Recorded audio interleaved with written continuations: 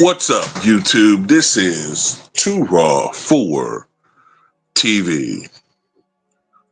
All right, so before I get into this video, shout out to the brother Swarthy Wizard for the $10 donation via the PayPal. Much respect to you for showing love to Too Raw for TV. All right, so let's talk about this. So this is something that I actually saw in the news a couple of days ago. Might be going close to a week ago now, but it didn't really get a lot of traction on social media. But let's talk about this anyway. So there are these reports that longtime LeBron James friend and business partner, Maverick Carter, is planning on starting a rival Saudi League basketball team. And that there's already been $5 billion invested into this new league. Because as we all know, there's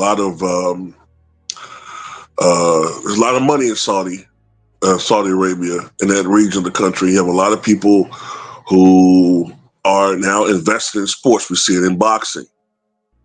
Now you have a lot of Saudis and who are invested in boxing, and they have started a new boxing promotions, and now you see that region start to become more of an epicenter of great fights. So you're starting to see other trends and other sports where a lot of these investors are starting rival leagues or buying out existing franchises in other leagues, whether you're talking about soccer or, what have you.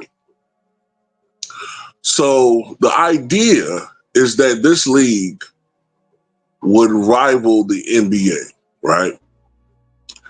Now, although LeBron James has not officially been connected to this league, you have to think, with Maverick Carter being so central to this, that obviously LeBron James okays this situation, right?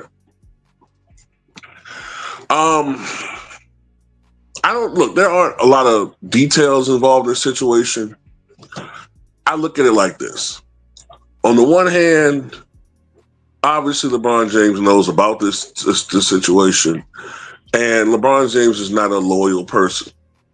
He's only loyal to himself and his very close friends. Other than that, he don't give a shit about you.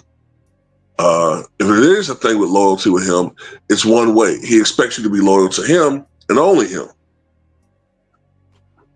But he does not have to reciprocate that in any way, shape, or form, right? So that part of this situation doesn't surprise me at all.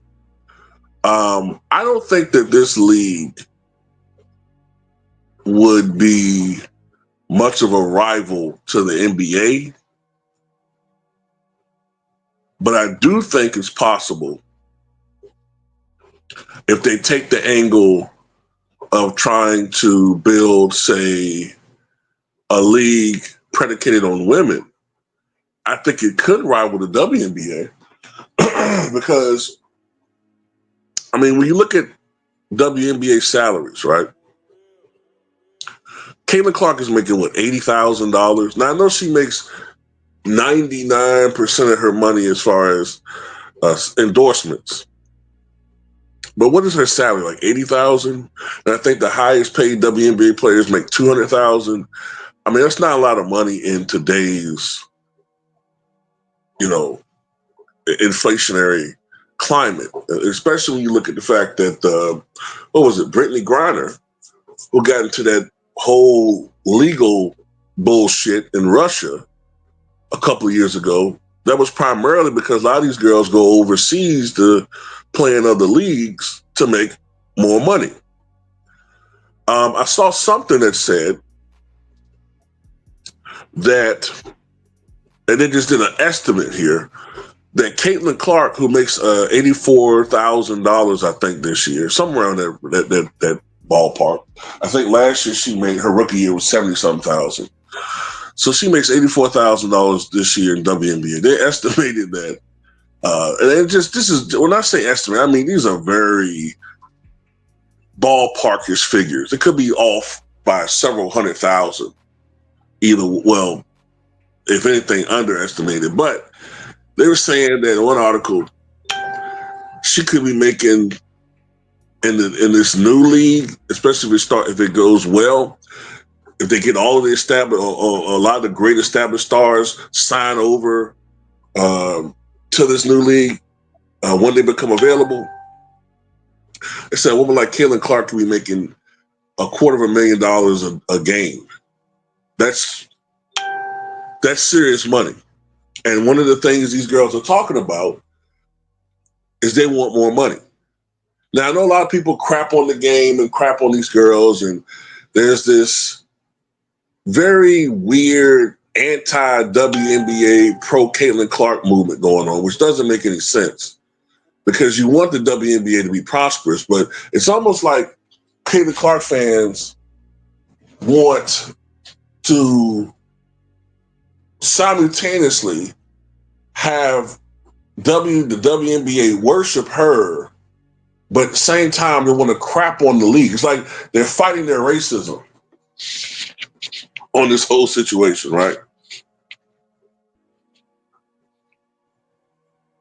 But I don't know. Anyway, let me get to the point of this thing.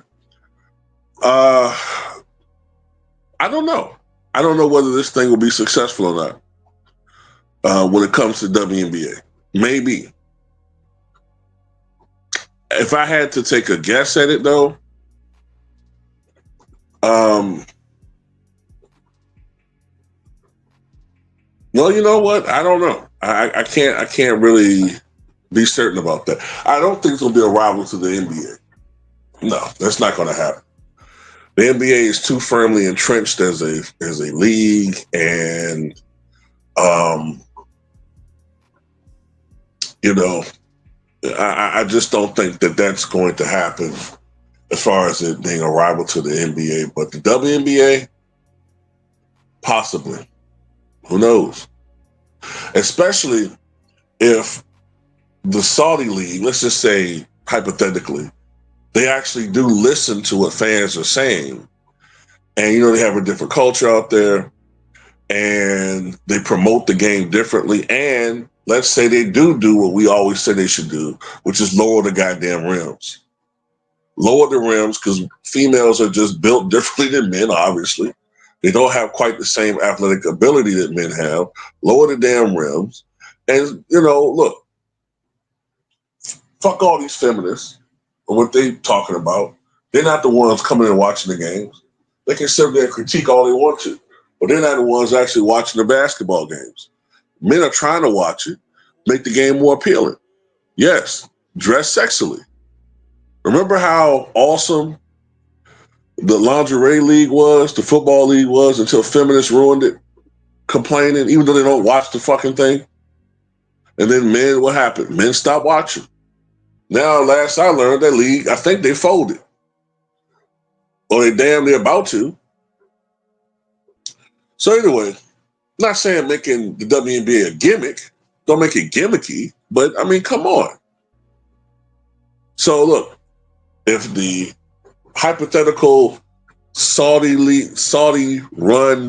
women's NBA league does some of these things and they're successful, hey, man, I look at it like this, too. I'm not a business expert, but I do notice from just watching sports that competition forces improvements. Competition increases creativity. And usually the product is better. So just having a Saudi league would force the the WNBA, and maybe by extension the NBA to improve its product.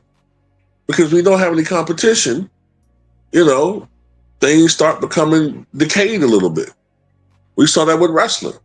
The best era of wrestling, in my opinion, was the 90s. Why? Because the NWO/WCW forced WWE to improve its product. They had to get away from the stale 80s, approach to things. They had to modernize it. They had to change how they were approaching the fan base and present it with, as far as their product is concerned, and it got better. But anyway, that's all I got to say about this one. Tell me what you guys think.